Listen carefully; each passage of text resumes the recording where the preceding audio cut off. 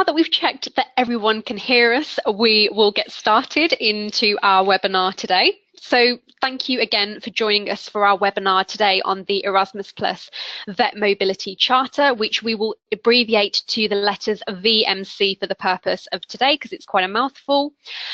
This webinar is designed to explain what the Charter is, its purpose, and who is eligible to apply. We have tried to make this webinar as interactive as possible and have designed a few polls which will hopefully keep you entertained along the way. The webinar is also designed specifically for newcomers to VMC. However, there are some new features to the application process and for the 2018 call in general, which we hope will be useful to those of you who may have already applied before in the past. So in terms of our agenda today, I'll just give you a quick overview in terms of some of the topics that I'd like to cover. I'm going to start with a quick explanation of what the VMC is, and then we'll have a look at some of the key reasons to apply for the VMC this year. I'll then run through which organisations can apply, including in particular the selection criteria, and this will be followed by the application process and the award criteria in a little bit more detail. We'll then run through what is new for 2018 by comparison to previous years, followed by an explanation of how the national agency manages and assesses your application form and provide you with some hints and tips on completing the application form and the award criteria. I'll also cover the timeline for the whole process and when you can expect to hear the outcome, so all of that information will also be covered today. Being awarded the Charter or the VMC comes with a set of responsibilities that you need to comply with if you intend to remain a Charter holder. So I'll summarise some of these aspects for you today too. And then after that, we'll briefly look at ECVET and how this may play an important part in your application form, together with some resources about how to find out further information. Key points of the process will then be highlighted together with some important reminders for you to look at before applying. And then finally, I'll talk about some next steps and how to contact us for support in the run-up to the deadline.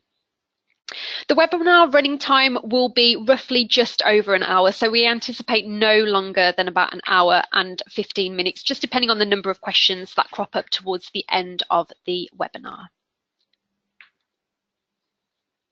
So before we begin, I'd like to briefly provide you with an update on the Erasmus Plus programme in terms of Brexit. So some of this information may already be quite familiar to many of you, especially those who kind of do stay on track of Brexit with respect to our Erasmus Plus website and the information that we're publicising there. But just to reiterate what I think has already been published numerous times through many channels of communication, the National Agency for Erasmus Plus in the UK remains wholly committed to the Erasmus Plus programme and its benefits. And the UK continues to be a full member of the EU up until the point it leaves, as stated in the Prime Minister's triggering Article 50 letter, which is linked on our website. Both the European Commission and the European Parliament have confirmed that during negotiations under Article 50, the European Union treaties and law continue to apply to the UK, and this applies by extension to projects financed through Erasmus+. So in the interim, we have been working very closely with our own UK national authority, which is the Department for Education, to ensure that accurate information on Erasmus Plus activity in the UK is being provided to the UK government. And the UK government has also stated publicly that, subject to successful negotiations, the United Kingdom will continue to benefit from Erasmus Plus until the end of the current programme in 2020. It will underwrite any successful bids for Erasmus Plus funding that are submitted while the UK is still a member state, even if they are not approved until after we leave, and/or any payments continue beyond the point of exit. So this, in summary, essentially means that UK organisations wishing to apply for funding in 2018 should prepare for participation as usual ahead of the 2018 application deadlines.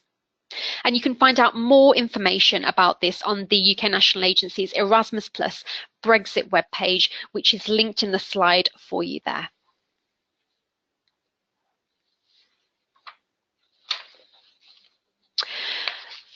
So what exactly is the VMC and what benefits does it bring? Well, the Commission first and foremost publishes a call document once a year.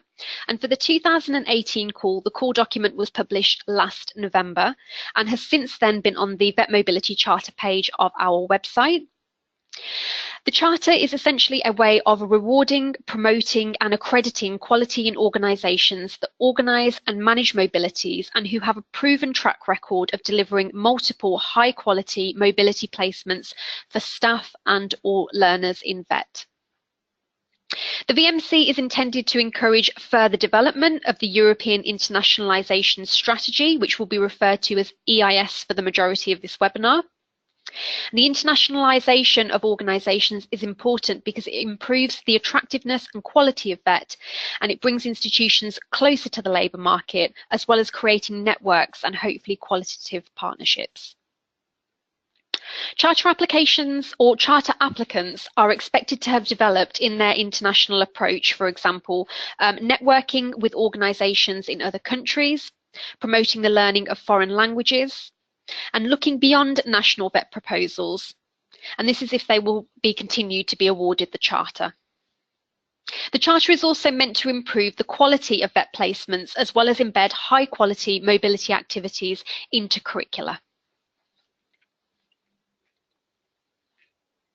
So there are some key features that may well motivate you to consider applying for the VMC, and they are up there on the slide right now.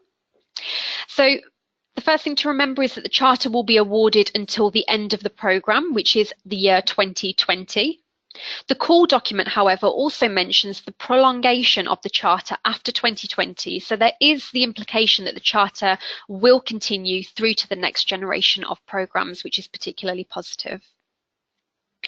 Once the Charter has been awarded, organisations can submit a simplified, dedicated application e-form under Key Action 1 VET for the subsequent call instead of the full application form. And for these Key Action 1 applications, there is no qualitative assessment because the quality of the applicant's projects has already been assessed as part of the VET Charter application process. Funding for VMC is ring-fenced out of the overall VET budget. However, you should remember that holding the Charter does not mean that you will automatically be awarded funding for the following calls. Please also note that the VMC is not obligatory for participation under Key Action 1 VET.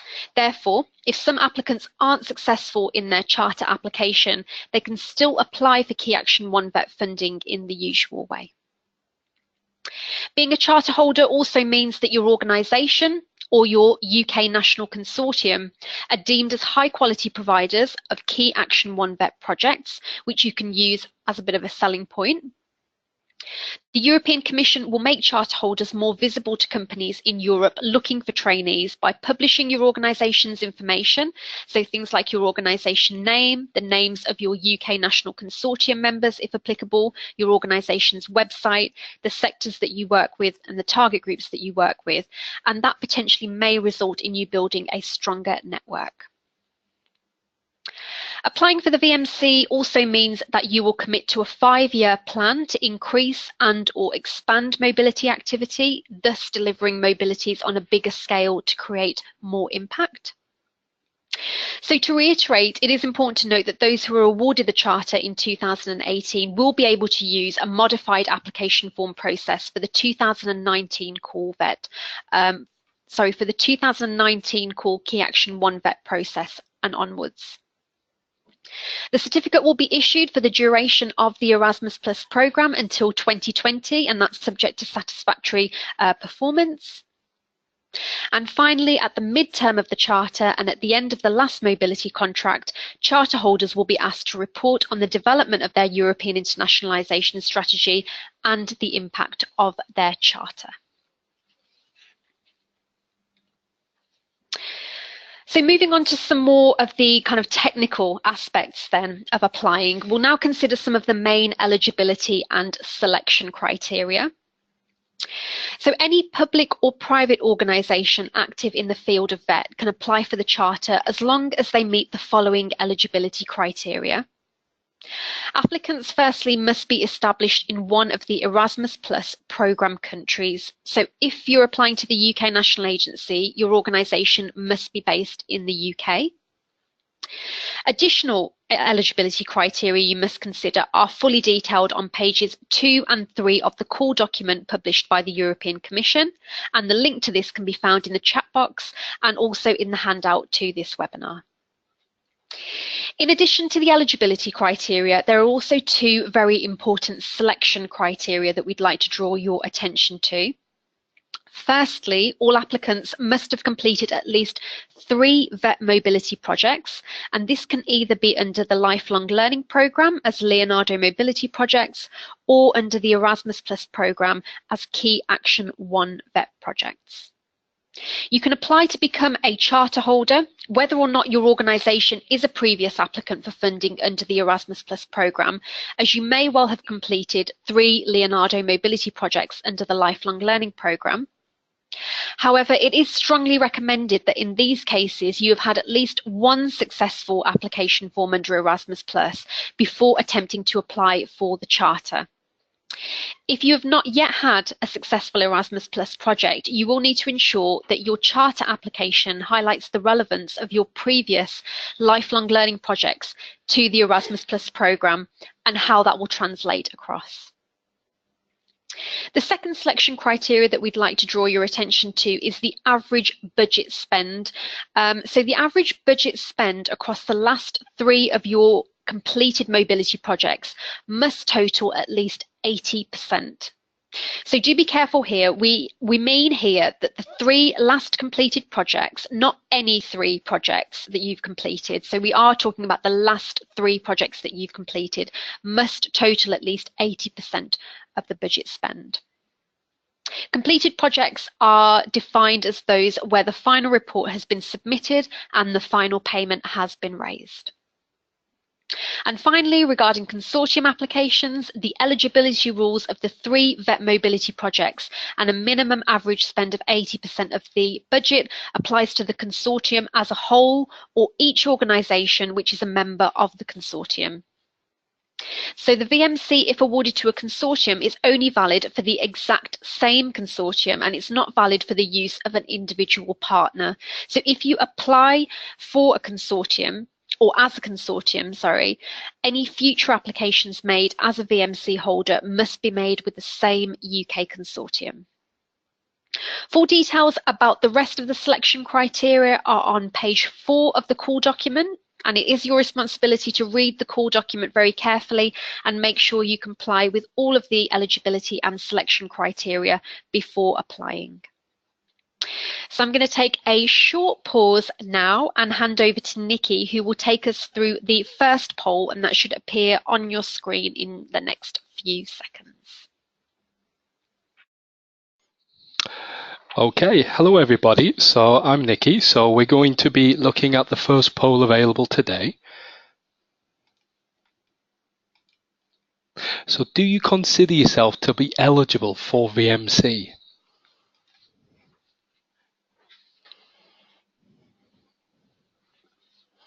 Okay, so the poll is asking whether you consider yourself eligible to apply. Please press the yes or no or the maybe based on your experience in the VET mobility projects and the budget consumption criteria. That was just being discussed by Sonia.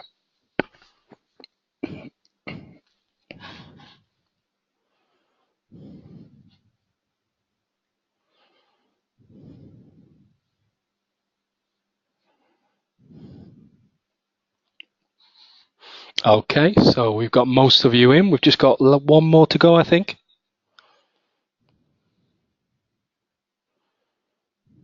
Yeah, we'll just wait a few more moments. Okay, perfect. So we've now got 100%. So we can announce that 80% of you have said yes. 20% of you have said maybe. So that's a good outcome. So we've got a good response there, and I'd be good to see that most of you consider yourselves to be eligible, and hopefully this webinar will help you make the first steps towards submitting your application. So we're just going to close that for you now. Okay. Right, there we go. Right, perfect. So now I'm going to hand back over to Sonia.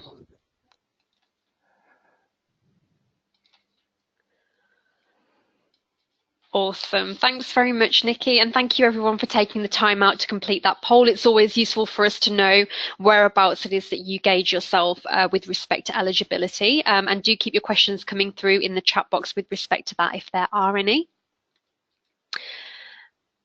And I will now move on, bear with me, to what's new in 2018. So the first main change this year is that the application form is no longer a PDF form, but a web form that must be completed online. I'll introduce you to this form in a moment, just so that you can see how to access it and what it looks like and some of the key features of the form. If you've already made a recent application form for a Key Action 1, 2 or 3 youth project, you may already have some experience of the online web forms, which is really positive. The second main change this year is the introduction of a new priority called Erasmus Pro, and it's highly likely that this will continue to be a priority in future core years.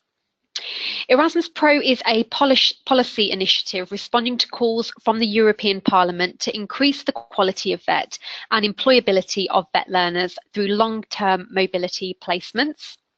So essentially, Erasmus Pro promotes long-term mobility in VET providers and or companies abroad for a duration of anywhere between 3 to 12 months or from 90 days to 366 days inclusive, plus 2 travel days either side. This is quite an important change, and it's worth mentioning because you may wish to include these activities in your 5-year European internationalisation strategy. And under the 2018 call, just for your information, any application forms containing Erasmus Pro activities, whether they have come from a charter holder or not, are automatically prioritised. So do consider including Erasmus Pro activities if you feel they are a realistic prospect for your particular project. Also, if you include any Erasmus Pro activities, you are also able to undertake advanced planning visits, which are also known as APVs. And these allow you to meet your host partner face-to-face to prepare the mobility together in order to facilitate inter-institutional cooperation, to better prepare the mobilities, and also to ensure their high quality. So, for instance, to help with arrangements for logistics of the Erasmus Pro mobilities.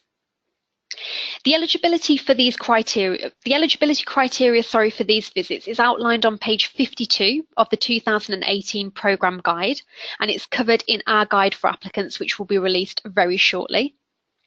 The important points to note are the duration of a visit can be between 1 and a maximum of 3 working days, excluding travel days. And also that each APV is limited to 1 participant, so that's 1 staff member from the applicant organisation and 1 visit per hosting organisation. So again, this should be in consideration when writing your application form.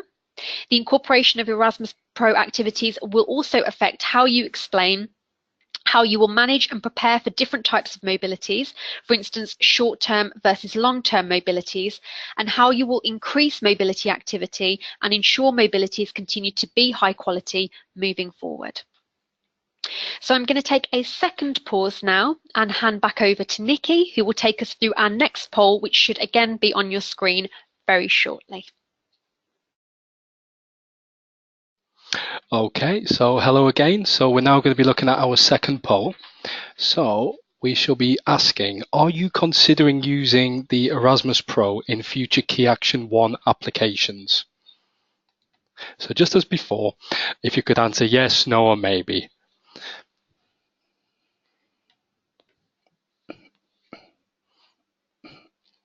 Brilliant. Thank you for voting so quickly. That's perfect. So I can see that 60% of you have said yes and 40% of you have said maybe.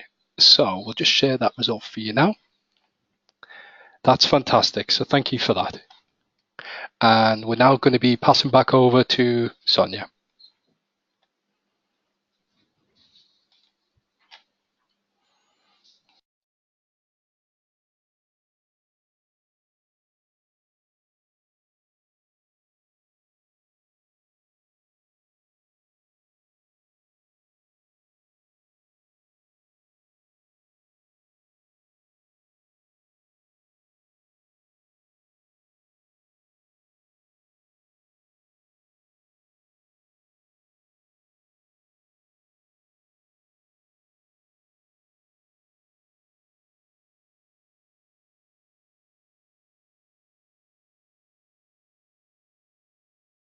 Thanks very much, Nikki, for taking us through that poll, and thank you very much to our attendees for answering that.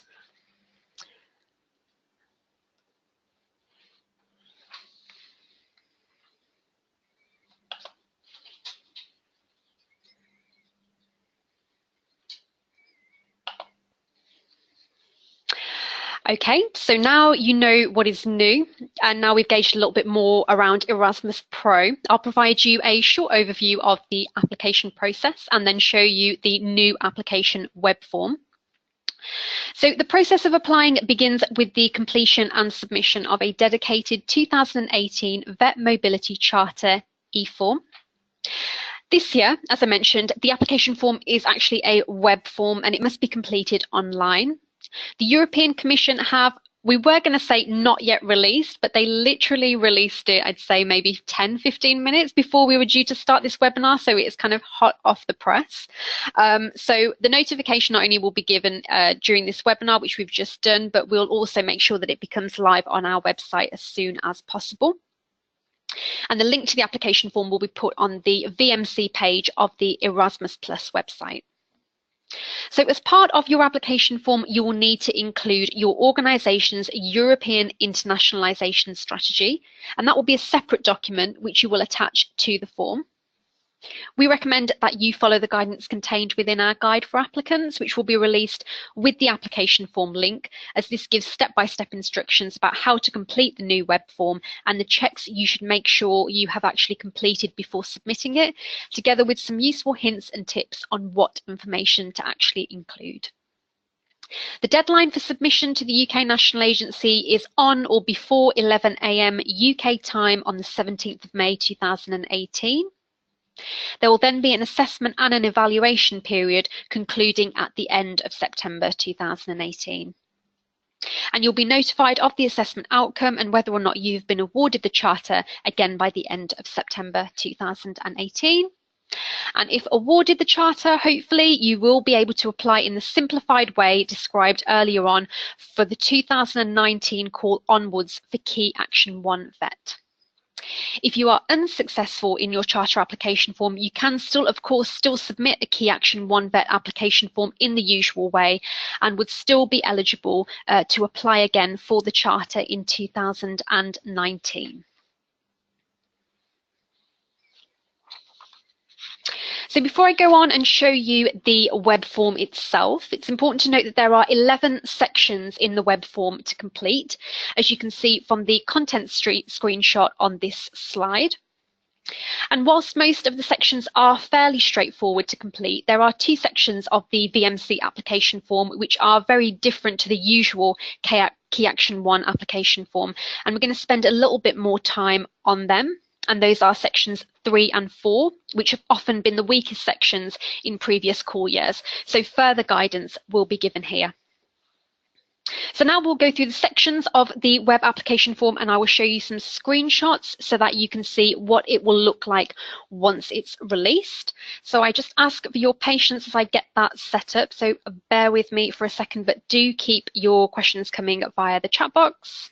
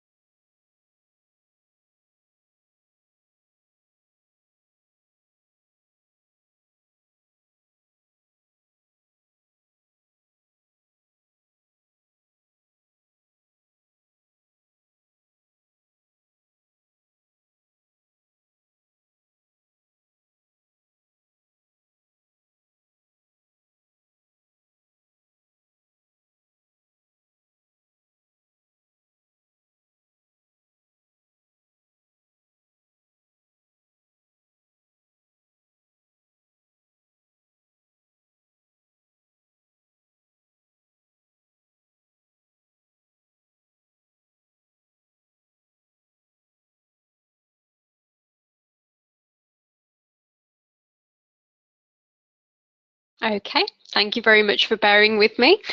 So this is a screen that you will see once you have logged in via EU login, which I'm sure the majority of you are already aware of how to access, but all of the links for that can be found on our website.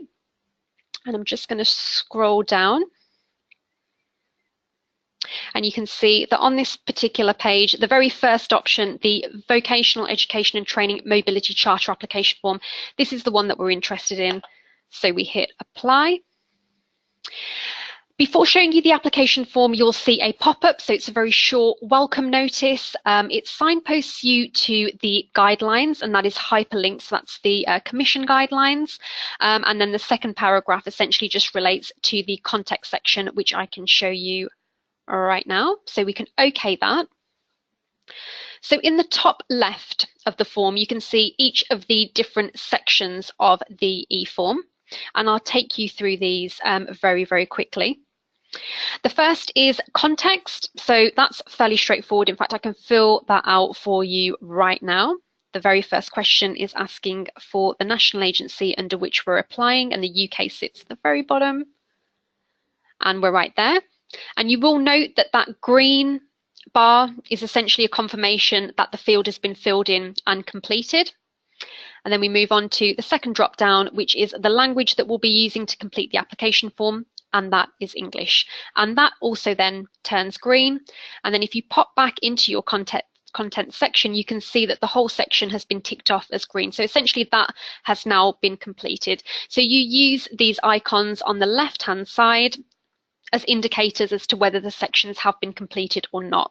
Where the red triangle exists with the exclamation mark in the middle, it's essentially just highlighting to you that the section is currently incomplete.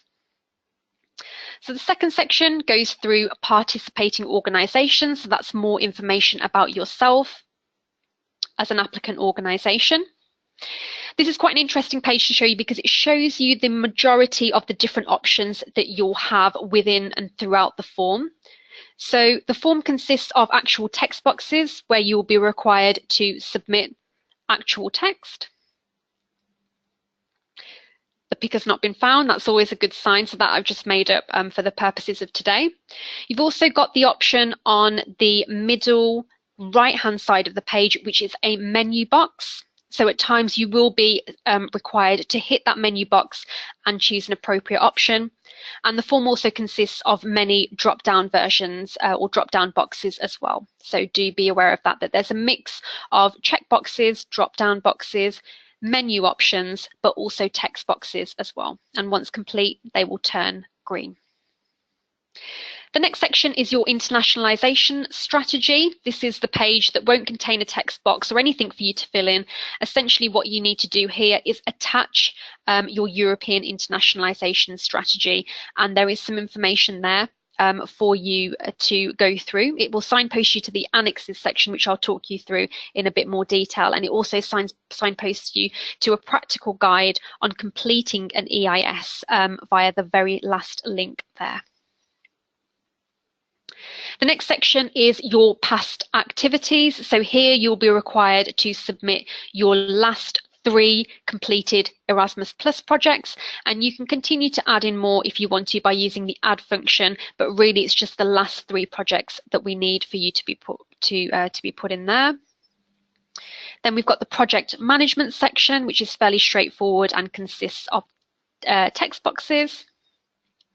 Got some information about your participants, specifically practical arrangements, selection and preparation, monitoring and support. Again, primarily text boxes and a couple of drop downs in there too.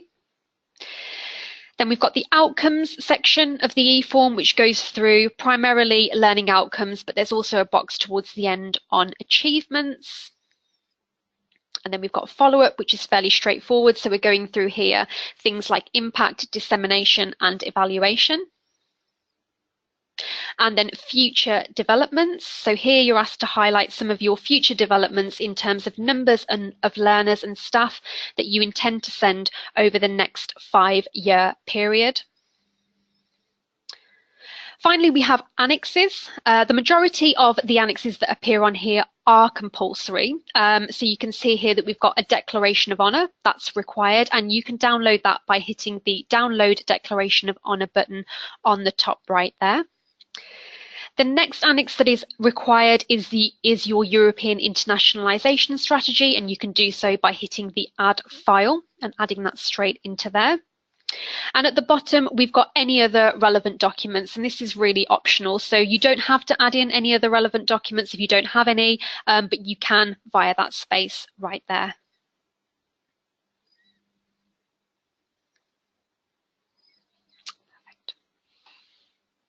And finally, we've got a short checklist for you to fill in. So this is all primarily tick boxes.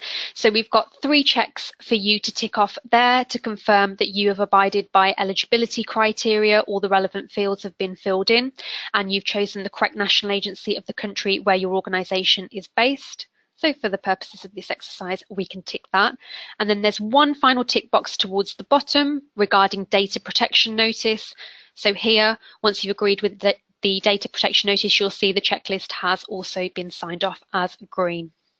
So do make sure that you've read everything top to bottom. Everything has been ticked off. All text boxes have been filled in. Drop downs have been filled in too. The next few sections aren't necessarily anything for you to fill in, but it's just for information. So we've got some links here via the guidelines page of the web form. So there's some useful links for you there, together with an overall summary of all the different sections of the application form. And then towards the bottom left of the page, you can see when the application form was last saved. So the web form automatically saves every 2 seconds, which is really, really positive. Or every 2 minutes maybe, given that this says 1535, so we will double check that for you, but it does auto save for you, which is positive, but you can keep track of when it was last saved via that facility at the bottom. You can also click PDF if you wish to have a look at a PDF version of your application form and save it to your desktop before submitting. And once all of the relevant sections in the top left have turned to green, the option to submit will become live and you'll be able to submit your web form online. So I was a little bit worried because I haven't used a web form personally before in the past, and I only had sight of it today and towards the latter part of yesterday, but it's fairly easy and straightforward to fill in, and the auto save option I think is also useful and one less thing for you to worry about. So I'm just going to hold the screen there. If you can bear with me for a second, I'll bring us back to our presentation.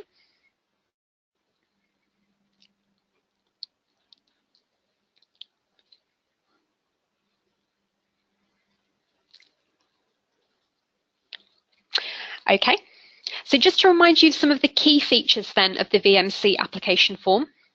Mandatory fields are all marked with the red stripe on the left-hand side, and you need to complete all of these mandatory fields in order to submit the form. Individual mandatory fields that have been completed will be marked with a green line, just as a sign to confirm that it has been completed successfully.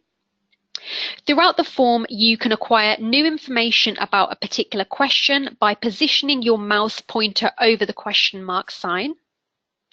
Some sections of the application form, as we already saw, such as participating organisation sections, have a menu button. So that's the box with the 3 black bars in there that you have to click in order to add additional information. Others, such as boxes like the legal representative and the contact person fields, these have underlined links that you must click in order to populate this particular section. The web form will automatically save, and in the bottom left-hand corner, as I already mentioned, you can see when it was last saved. Therefore, you can log out and come back into the form if you need to complete it in more than one sitting.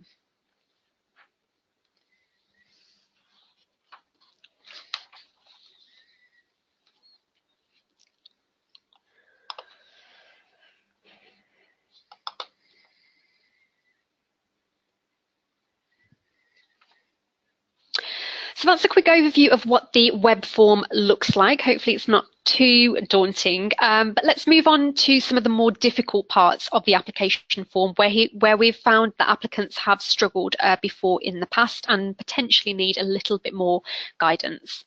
So again, first and foremost, do make sure that you read our guide for applicants, which provides useful hints and tips based on feedback from our external assessors from the 2017 core year application forms.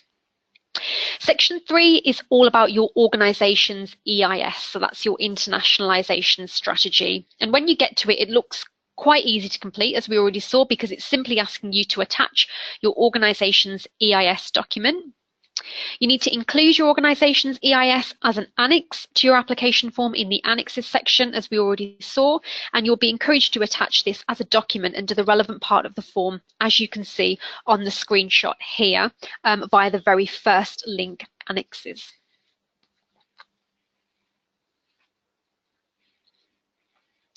If you do not already have an EIS, you will need to create one that is relevant to your VET mobility project and to your organisation's internationalisation plans for the future. On the other side, if your organisation already has a strategy, you will need to ensure that it has relevance to VET projects and the internationalisation of VET activities, or that it contains a sub-strategy reflecting Erasmus Plus and VET mobility. To be relevant to the VET Mobility Charter, your organisation's internationalisation strategy should be focused on European mobility activities. So by EIS, or by an internationalisation strategy or European internationalisation strategy, essentially we are referring to a document giving direction to the work of VET organisations in planning, developing and delivering sustainable long-term internationalisation activities, including transnational mobility. An EIS should specifically show how internationalisation will be built and add value to the organisational strategy. The EIS should be clear, it should be logically structured with an action plan included, and it should give measurable, time-limited indicators as well as proposed numbers of placements for learners and staff. You should also be able to evidence that there is policy level support within the organisation for the strategy. Do take care with key details and include information about current partners and countries the organisation works with.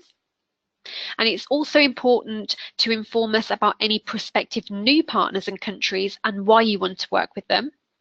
And if applicable, let us know if you are planning any reciprocal exchanges with these partners. Most importantly, ensure that you highlight the added value and the benefit that working transnationally does and will bring to your organisation. And if applying as a consortium, each organisation would need to submit their own EIS with the application form. So once again, we cannot stress the importance of ensuring that you read all of the guidance available to you on this particular section.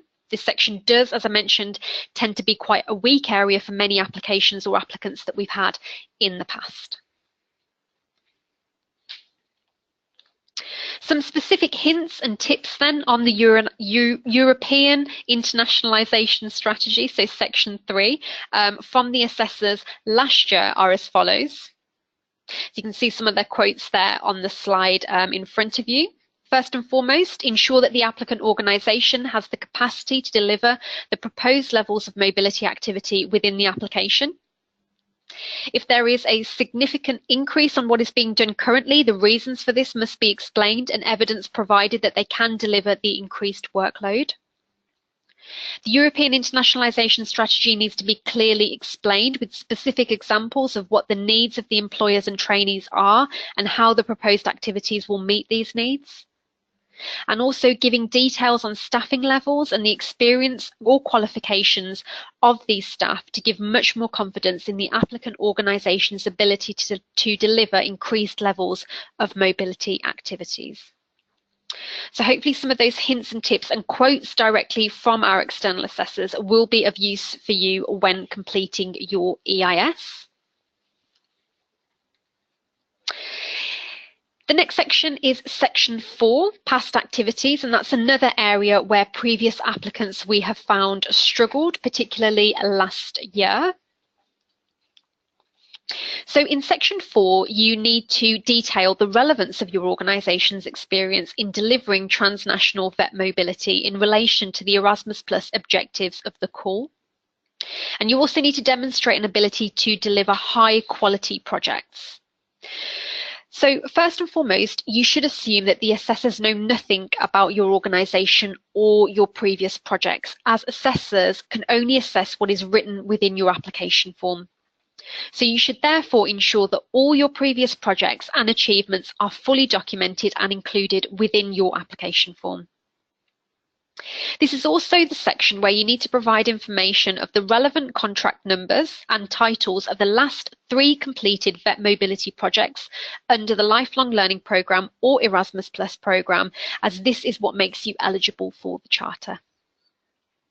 Single applicants should include their last 3 projects. Consortium applicants should give the project details of each member of the consortium if you have not completed 3 previous mobility projects together. Finally, in section 4, you need to describe the profile of the participants you have involved and whether they were VET trainees or apprentices or recent graduates or even staff. You should, if relevant, give the percentage of the learner population at your organisation that undertakes mobilities. It is also possible to use section 4 to describe any other types of mobility activities that your organisation has had experience in, mainly to reinforce the evidence of your organisation's capacity to manage projects. You should also show or demonstrate that your project activities are consistent with your overall objectives and enable the participants to reach their required learning outcomes. Some useful feedback given by an external assessor last year in respect of section 4 was that if the applicant organisation has not delivered any mobility projects in recent years, an explanation of the gap in activities should be provided.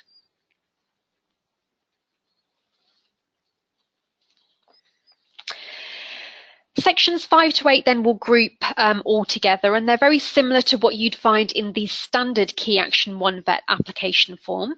These sections require an explanation of how you intend to manage the mobility activities that you intend to carry out in the future. This is a vital aspect of the application form, given that quality in mobility can only be achieved in the right framework of quality management.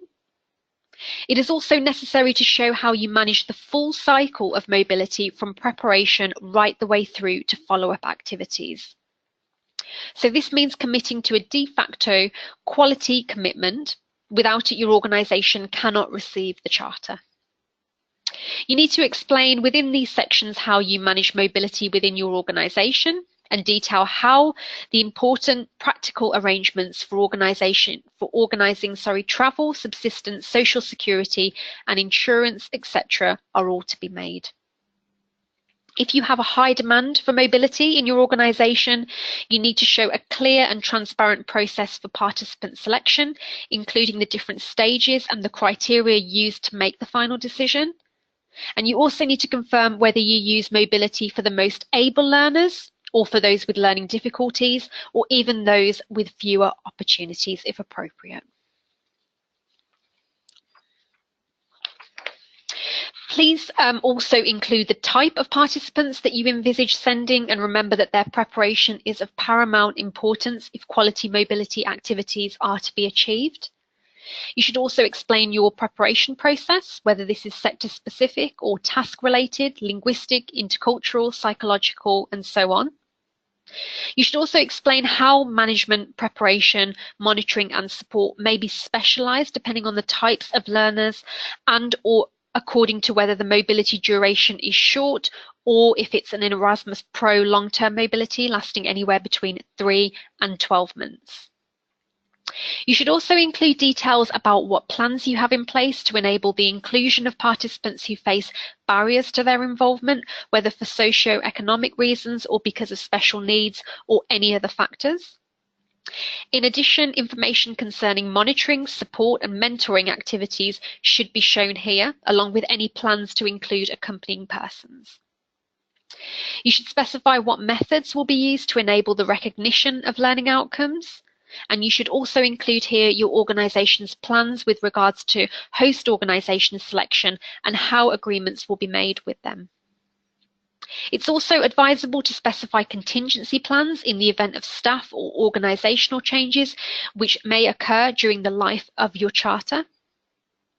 And finally, you should detail the key achievements of your previous projects, their impact, how you disseminated the results, what evaluation procedures you have in place to assess whether objectives have been met, and what steps have been taken to follow participants' achievements following inclusion or following their inclusion in the mobility. Please also think about how you will ensure quality improvement based upon evaluation activities. Remember, we need to see applications of an excellent quality in order for the national agency to be confident that you will be able to carry out strong projects with high quality mobilities for participants throughout the Erasmus Plus programme. So please therefore take all guidance into account while planning and completing your application form. If you are considering implementing Erasmus Pro in future core years, then in sections 5 to 8 of the form, you should highlight how you plan to manage the different needs of both long-term and short-term mobilities. And this advice also applies if different types of participants are to be involved across the years. So for example, young learners as opposed to 16-year-olds, or participants with special needs, or even with fewer opportunities.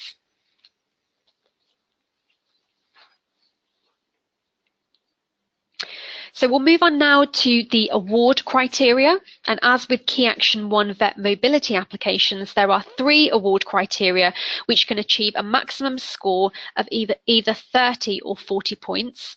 And here we have the specific award criteria for the VMC.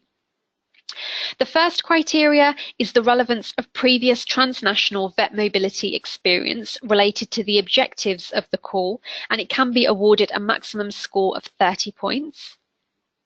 The second criteria is about the relevance of your EIS, specifically evidence of your strategy, developments and commitment to transnational VET mobility, and it can receive up to 40 points. And the third and final criteria is about organisational issues and quality management, and this section can receive a maximum score of 30 points. So to be considered for the Charter, all applications must score at least 70 points overall, but in addition, they must also score at least half of the maximum points in each of the award criteria shown on this slide.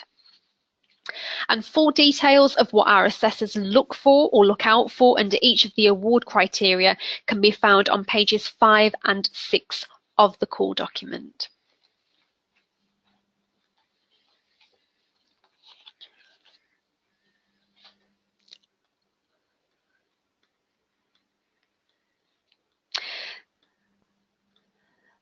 So now I'll give you a basic timeline of the application and assessment and selection process.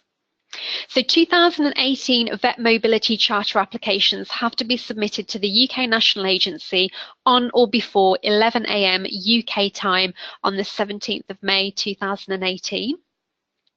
We, as the National Agency, will then complete our logging in procedures and all eligibility checks prior to commencing a qualitative assessment on your application form. Only those applications that pass these initial steps will be subject to an assessment. The process will be tough and it does follow quite strict deadlines because it is imperative that the National Agency is completely confident about an organisation's ability to manage and deliver high quality projects for the next 3 years of the programme. And all applicants will be notified of the outcome of their application form no later than the end of September 2018.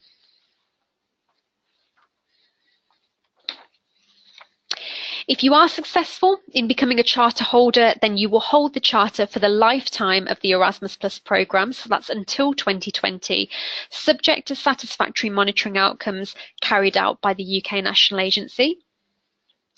So one of your responsibilities is to ensure that there is a strong, committed partnership in place, and you will be responsible for project implementation and should ensure placement content and activities are relevant and objectives are all clearly defined. Appropriate participant selection, preparation, support, and contractual systems must be in place and in line with those detailed in your charter application form. You will also need to conduct regular monitoring and evaluation to assess the quality of the mobilities and use the results to adjust and further improve consequent placements and projects. Your organisation will be expected to develop and also to use effective dissemination strategies for the results of your mobility activities. And project progress will be reported to the national agency. In addition, at the midpoint of your organisation's charter period and at the end of the last mobility contract, you will be asked to report on the development of your EIS and how it has been affected by the charter.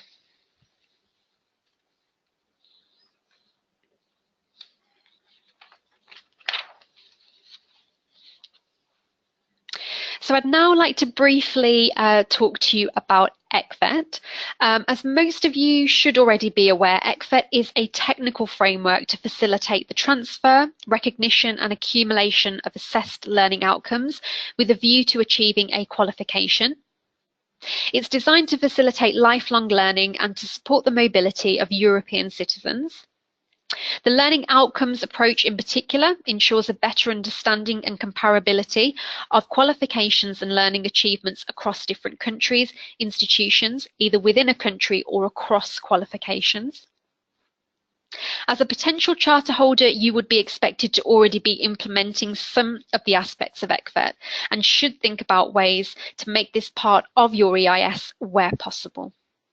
So, for example, you should already be using memorandums of understanding with partners and learning agreements with your mobility participants, which will detail how learning will be validated and recognised, and thorough evaluation of the project management, learning outcomes and identification of any added value gained.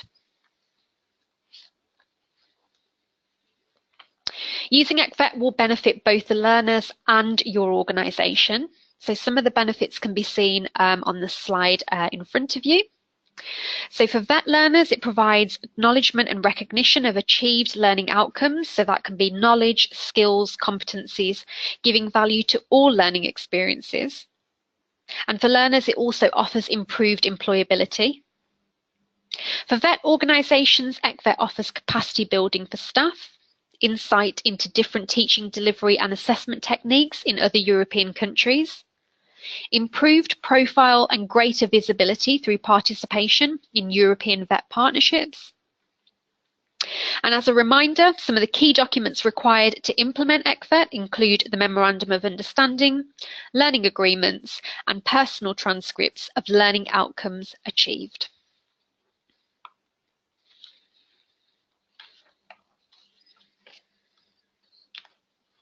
So this slide provides some details of the 4 ECVET National Coordination Points, also known as NCPs, in the UK, and refers to the team of national ECVET experts managed by Chorus with contact details, so you can request further details and support where needed.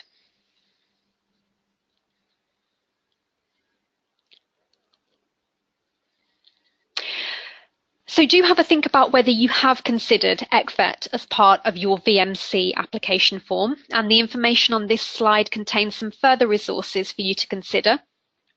And these links can also be found on the handout to this webinar for future reference.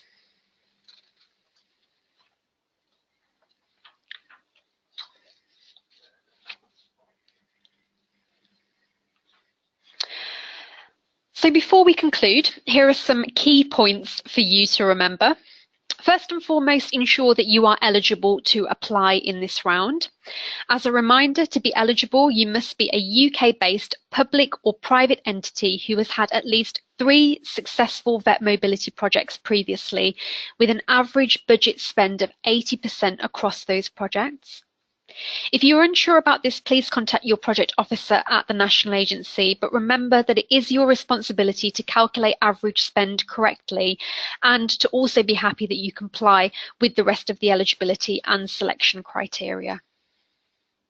Your organisation must also have a high quality European internationalisation strategy. Also, you need to ensure that you complete the correct application form, which is now currently available. Use the National Agency's own guidance when completing it, and if you have applied before, don't forget to review the feedback you've received from us, because this will include key areas of improvement which will improve your chances of submitting a good quality application.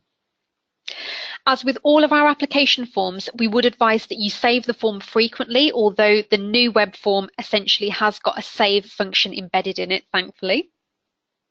And that's just to make sure that no information is lost.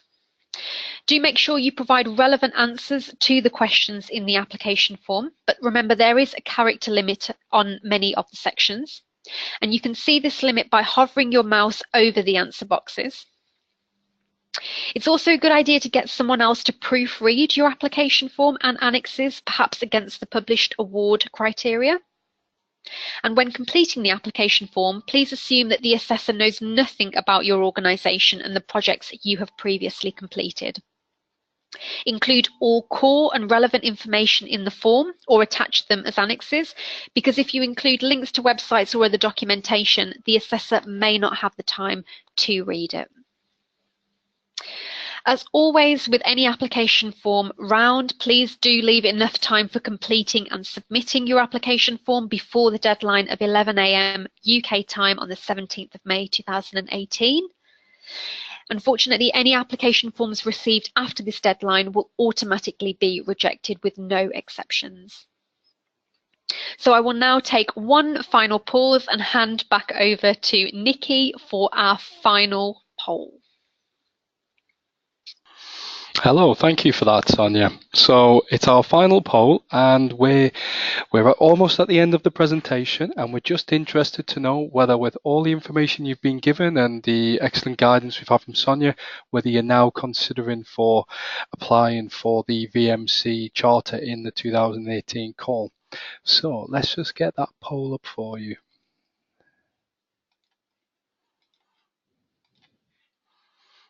Okay, so will you be considering for applying for the VMC in 2018? If that's a yes, or a no, or a maybe. Perfect, we're almost there. Brilliant, thank you for all voting. So I can see that 60% of you have said yes, 40% of you have said maybe, and none of you have said no. So that's a very good result. So thank you for that. And we'll just share those results for you now. And that's the end of our last poll. So I'll now be handing back over to Sonia to wrap up the presentation for you. Thanks, Nikki. So that was our final poll, and thank you very much for your answers.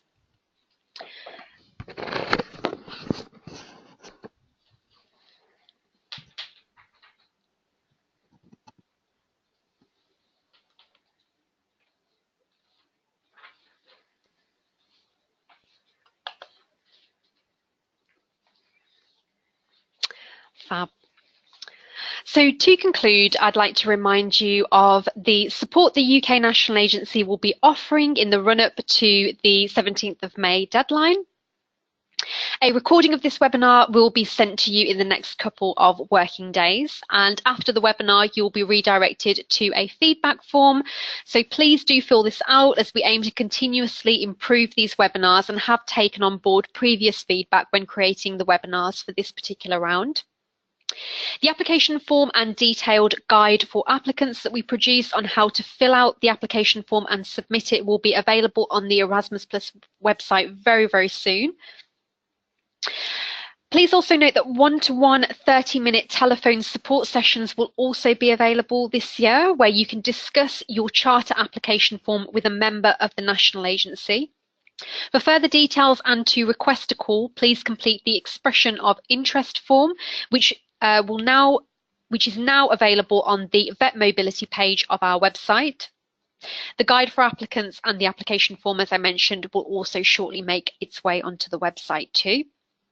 And these one-to-one telephone calls are due to take place this month in April.